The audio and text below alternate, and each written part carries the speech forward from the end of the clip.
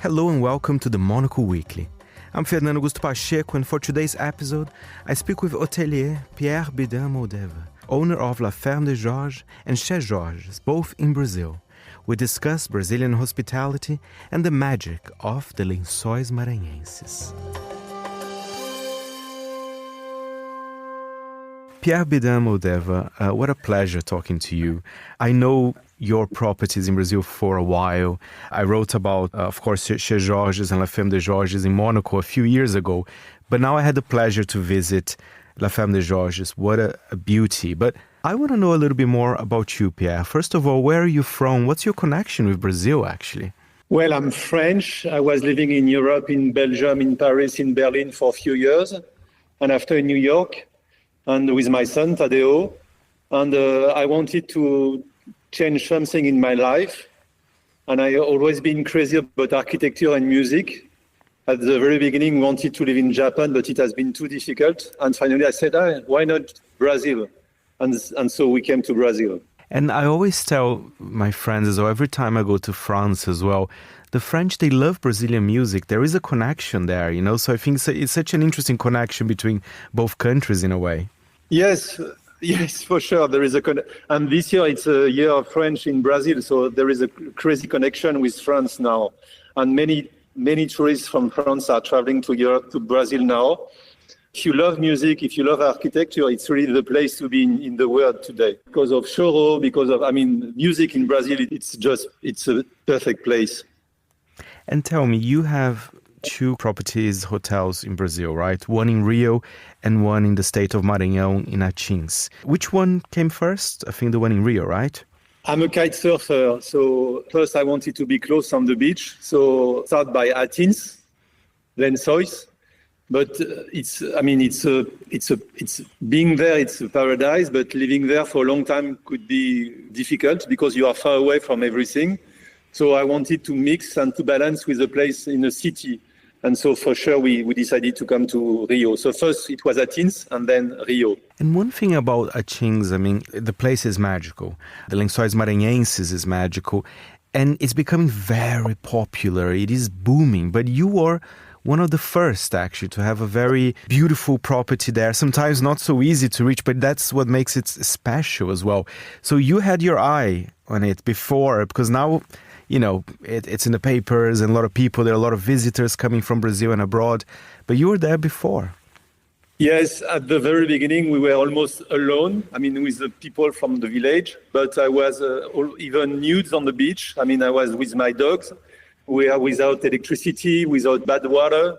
So it was really rude at the very beginning. We were alone in the middle of nowhere with the dunes, with the lagoon. It was just incredible. But finally, I started to exchange a lot with French TV, with newspaper, even in New York. And so it changed a lot. So it's still magic, but for sure it was already, at the very beginning, it was really unique. Being in a paradise alone was just incredible. But inside the property, things remain very peaceful and cool. Around, we can get very busy, but I think La Ferme de Georges, one thing so beautiful about it, it feels very connected to the place. It doesn't just look like a luxury hotel that it's built out of nowhere, if you know what I mean, right? Yes, we try to keep something really unique. With our own garden, with the same team since the very beginning. We have something quite simple. So we try to have something simple and chic. And I think it's still the same. But for sure, Atins is changing. But Ferme de Georges keeps something really unique and magic. How is it to be an hotelier in Brazil? Of course, you're coming from a different country. I know there are challenges for sure, but I think perhaps your passion for Brazil is bigger than any of those challenges. But was it, I presume it was not so easy perhaps in the beginning?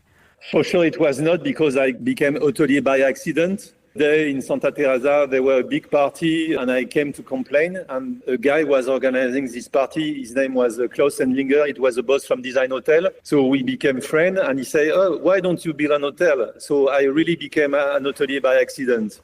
It was a funny story. But for sure, it's a big challenge. but it works. People are still really happy when they leave the place.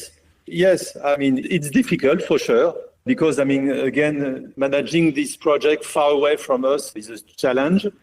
But finally, we still have a good review, and it seems to be still okay. It's still a beautiful place, so it's okay. And the place is magical indeed. I mean, for our listeners who don't know, tell us perhaps your feeling, because Lençóis Maranhenses, it's something out of this world. I think it's very unique, the way it looks. We have dunes in other places, but I think the way the lagoons are formed, after the rainy months, I never seen something like it. 1,500 kilometers of dunes with, after the rainy seasons, full of water. And even if you are prepared, because everybody have seen a lot of reportage, so we know how it looks. But the sensation when we are there, I mean, the connection with nature, it's really unique. It's difficult to describe, but you have a really strong feeling, something really unique. And a place where you can change, meditate. Yes, if there is a place to visit in Brazil, for sure, people need to go to Lençóis. I mean, it is the place to be. And another place to be, I mean, it's not a surprise, but Rio de Janeiro, it is always a star city. How was your presence? You are kind of based in Rio these days, right? You live in Rio. Yes, we are. I'm a single dad with Tadeo, so we live in Rio. At the very beginning, I wanted to buy a place on the beach, but I fell in love with Santa Teresa, which is a unique place in Rio. I mean, there is Rio, but there is Santa Teresa. It's an artistic place with a lot of gallery, artists, singer. There is really something unique and magic in Santa Teresa. So I fell in love with this place, and we decided to stay there. So it was also a crazy project compared with Atins. I mean, Atins was really crazy. But Rio was also really crazy. It took 2 years to reform everything. I decided to build a music studio because the idea was I'm crazy about architecture, but also about music. And I wanted to do something unique. So we have a music studio at home with a connection with the music studio, which means we can receive a philharmonic. And so today we receive some artists from everywhere in the world. And they come to record with this beautiful view on the Sugarloaf on the Bay de Guanabara. And Santa Teresa has the best views of Rio, right? Let's be honest here. Yeah, it's really unique. You don't have to come to Brazil to sleep because, I mean, in Santa Teresa, you would have a lot of music. So it's really something really special. You have music from everywhere in Santa Teresa.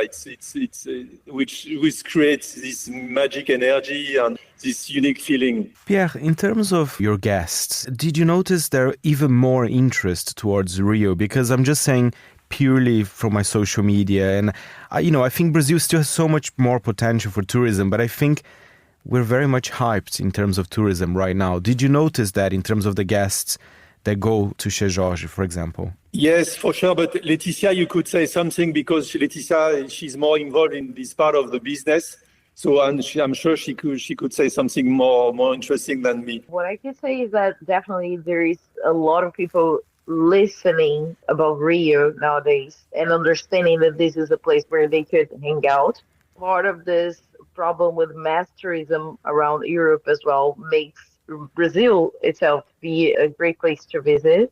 And of course, Rio being the city in Brazil that opens the gates to the whole country makes us have a certain type of visibility that we didn't have before. That's amazing for us. It's amazing for the business. We see there are way more tourists in the regions of Copacabana and Ipanema, but in Santa Teresa, what is happening is a boom right now. And it's so lovely because we have this feeling of being in a cosmopolitan area of the city. Everywhere you go in Santa, you can be reaching to someone different, talking a different language and learning from something new out of the world. So it's a great moment to be here, which for me is just similar to what happened in 2016 during the Olympic Games, or what I think that has happened in 1808. Finally, the shores of the city were open to the international community. Oh, that's fantastic. That's a very good points there, Laetitia. And Pierre, I just want to, perhaps, you have 2 properties. Did you have a desire to do another one? Or do you think 2 is actually already quite a lot of hard work in itself? Yes, I'm still thinking to try to develop something in Chile, in Patagonia. Chez Georges in Patagonia could be a good idea. I mean, because again, at Atins, we were alone and we were almost alone at the very beginning. And I'm still searching a place where you can start from nothing. And being alone somewhere could be a goal. But today we have to go far away to find this place. And Patagonia in Chile could be an opportunity. I think that's super smart. Pierre, merci beaucoup. And thank you so much for...